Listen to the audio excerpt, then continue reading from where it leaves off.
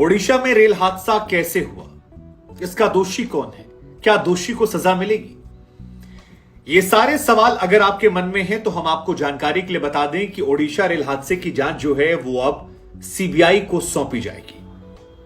Rail मंत्री अश्विनी वैष्णव ने इस बात का ऐलान किया और इसके पीछे वजह है ताकि रेलवे पर, न्यायिक व्यवस्था पर आम लोगों का भरोसा जो है वो बरकरार रहे, क्योंकि इस घटना ने समूचे देश को हिला दिया है। और क्योंकि शुरुआती जांच में कई सारी थ्योरीज निकल कर आ रही है, उसमें कंफ्यूजन की स्थिति भी, जैसे कि शुरुआत में कहा गया कि इलेक्ट्रॉनिक इंटरलॉकिंग जो है उसमें बदलाव की वजह से यह हादसा हुआ, जो जिम्मेदार लोग हैं उनकी पहचान कर ली गई है। लेकिन उसके बाद रेलवे बोर्ड की operation and business development team ने कहा कि ऐसा लग रहा है कि शुरुआती तौर पर सिग्नल में गड़बड़ी हुई थी। और ये दोनों बयानों में काफी विरोधाभास है, तो ये विरोधाभास ना रहे इसलिए अब यह मामला सीबीआई को जा रहा है और सीबीआई मामले के कारण और दोषियों की पहचान करेगी। लेकिन एक बड़ी बात निकल कर आई है कि 288 नहीं बल्कि 277 जाने गई हैं, यह सरकार का कहना है। और इसके पीछे तर्क दिया गया है कि कुछ डेड बॉडीज ऐसी थी जिनको 2 बार गिन लिया गया। हालांकि आम लोग जो हैं उनमें यह धारणा है कि यह आंकड़ा जो है ये 500, 700, कुछ लोग तो 1000 की बात कर रहे हैं। लेकिन सरकारी आंकड़ों के मुताबिक ये 288 नहीं बल्कि 277 है डेथ नंबर। क्योंकि डेथ नंबर को लेकर बहुत सारे सवाल जो हैं वो लोगों के मन में बरकरार रहे। जिस तरह से हादसा हुआ, जो तस्वीरें निकल कर आई वो एक्चुअली परेशान करने वाली थी। भयावह स्थिति है, ट्रेन की तस्वीरें जो गिरी हुई हैं वो चिंताजनक है। लिहाजा हर कोई ये जानना चाह रहा था कि डेथ का नंबर कितना है, क्योंकि कल शाम 5 बजे के बाद से अपडेट नहीं आया था। और ट्रेन में दोनों ट्रेन अगर मिला ली जाए तो दोनों ट्रेन मिलाकर तकरीबन 2200-2300 लोग जो हैं वो इस ट्रेन में सवार थे। लेकिन अब जो सरकार की तरफ से ऑफिशियल डेटा दिया गया उसके मुताबिक 1175 लोग ऐसे हैं जो इस दुर्घटना में घायल हुए हैं। 793 लोग ऐसे हैं जिनका रिकॉर्ड सरकार के पास है और उन्हें इस दुर्घटना में घायल होने के बाद उपचार दिया गया और डिस्चार्ज कर दिया गया। इस घटना को लेकर कहा जा रहा है कि 288 नहीं बल्कि 275 लोगों की जान जो है वो गई है। और ये जानकारी जो आई है ये ओडिशा के चीफ सेक्रेटरी प्रदीप जेना जो है उनकी तरफ से दिया गया। और ये बताया गया कि जो पिछली जानकारी गलत हुई थी उसके पीछे की वजह थी कि कुछ डेड बॉडीज को 2-2 बार गिन लिया गया था। हालांकि सरकार की तरफ से एक काम बताया गया है कि अभी जो 2 मेन लाइन थी उनमें पटरी काम पूरा हो गया है, बिजली के लाइन पर काम चल रहा है और वहां पर ट्रेन सेवा जो है वो बहुत ही जल्द दोबारा से शुरू कर दी जाएगी। कोशिश की जा रही है कि ज्यादातर लोग जो हैं वो अपने परिजनों के पास पहुंच जाएं। हालांकि अभी भी खबर यह है कि बहुत सारी डेड बॉडीज ऐसी हैं जिनमें लोग अपनों की पहचान तक नहीं कर पा रहे। मसलन आपको जानकर हैरानी हो सकती है कि अब तक 200 डेड बॉडीज ऐसी हैं जिनके शवों की पहचान नहीं हो पाई है, यानी किसी भी शख्स ने, किसी भी परिजन ने उनको लेकर क्लेम नहीं किया है। और इसी वजह से सरकार की तरफ से कई कदम उठाए गए हैं जिसमें हेल्पलाइन नंबर जारी किए गए हैं।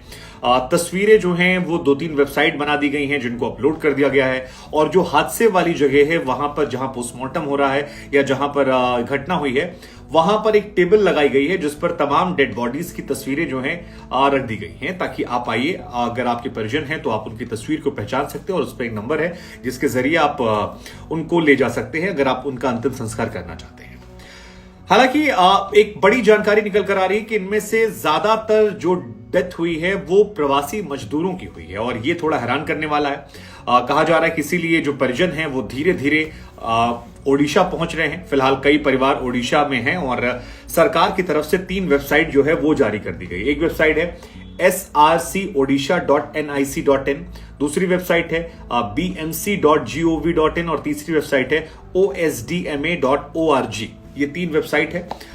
हेल्पलाइन नंबर भी एक जारी किया गया है 1929 और इसके अलावा भुवनेश्वर के रेलवे स्टेशन, बस स्टैंड और जितने भी पब्लिक प्लेस ऐसे हैं वहां पर भी हेल्पलाइन के लिए जगह बनाई गई ताकि अगर कोई जाता है तो वहां से वो अपने परिजनों को जो इस हादसे में जान गंवा चुके हैं। एक और महत्वपूर्ण बात हम आपको बता दें कि 275 डेड बॉडीज जो हैं वो टोटल हैं। इनमें से जो पहचान हुई है वो 88 लोगों की अब तक हो पाई है। 200 के आसपास पहचान नहीं हो पाई है और 78 शव ऐसे हैं जिन्हें उनके परिजनों को दे दिया गया है। तो अभी भी बड़ी संख्या में शव जो हैं वो नहीं दिए गए हैं। लेकिन अगर आपको यह लग रहा है कि यह हादसा पहली बार हुआ है और हादसे बंद हो गए हैं तो आप गलत हैं। हादसे लगातार होते रहे और इतिहास से लेकर वर्तमान तक में हादसे अनगिनत हुए हैं। अब क्योंकि इस मामले को लेकर सियासत भी लगातार जारी है, तो हमें लगा कि पिछली सरकारों के भी रिकॉर्ड आप तरह देते हैं। तो ममता बनर्जी कार्यकाल में 54 बार ऐसे हुए जब ट्रेनें आपस में हल्की फुल्की टकराई। डीरेलमेंट जो है वो 839 बार हुआ है और टोटल डेथ जो ममता बनर्जी जब रेल मिनिस्टर थी तो 1451 बार हुई।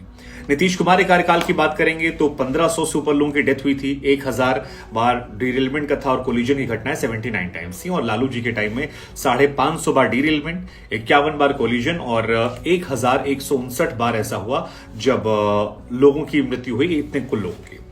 लेकिन जो मौजूदा गवर्नमेंट है इसकी बात करें 2017 से लेकर 2021 में 217 घटनाएं हुई और कुल घटनाओं की अगर बात करेंगे तो 1800 घटनाएं यहां पर देखने को मिली, छोटी बड़ी मिला के। लेकिन डीरेलमेंट की जो घटनाएं हैं बड़ी एक्सीडेंट की वो 217 घटनाएं हैं ट्रेन एक्सीडेंट की, और सारे छोटे बड़े हादसे मिलाकर 1800 घटना है जो इस सरकार के कार्यकाल पे। अब आखिरी सवाल हमारा आपसे है कि ये जो बात निकल कर आ रही है अलग अलग वजहों की, इसको लेकर सीबीआई जांच, आपको लगता है कि यह निष्पक्ष नतीजे पर पहुंच सकती है? क्या इस घटना से सरकार सिस्टम जो है वो सबक लेगा और ये मेक श्योर करेगा कि भविष्य में ऐसी घटनाएं ना हो? क्या जिस कवच की हम और आप बात कर रहे हैं वो आगे आने वाले समय में सिस्टम को और ज्यादा मजबूत करेगा ताकि ये घटना हमें दोबारा ना देखनी पड़े? हमें लगा हम आपसे पूछते हैं कि आप क्या सोचते हैं। और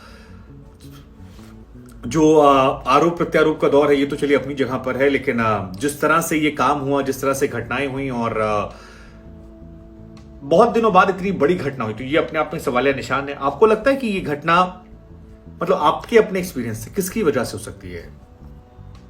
सिग्नल, जो ड्राइवर था उसकी, इलेक्ट्रॉनिक इंटरलॉकिंग की, या जो एक पूर्व रेल मंत्री थे उन्होंने कहा कि दिनेश जी शायद उनका नाम था कि साजिश के एंगल से भी जांच कर लेनी चाहिए। हालांकि सीबीआई जांच करेगी तो जितनी भी चीजें हैं वो स्पष्ट तौर पर आएंगी, लेकिन फिलहाल हम और आप प्रार्थना कर सकते हैं उन तमाम लोगों के लिए जो घायल हैं, उन लोगों को ताकत दे सकते हैं जो इन्होंने अपनों खोया है, और बस प्रार्थना कर सकते हैं आप जिस भी ईश्वर, अल्लाह, वाहे गुरु, खुदा, जिसको भी आप मानते हैं उनसे प्रार्थना कीजिए कि जो दुनिया में नहीं है उनकी आत्मा को शांति मिले और सवाल पूछते रहें सरकारों से।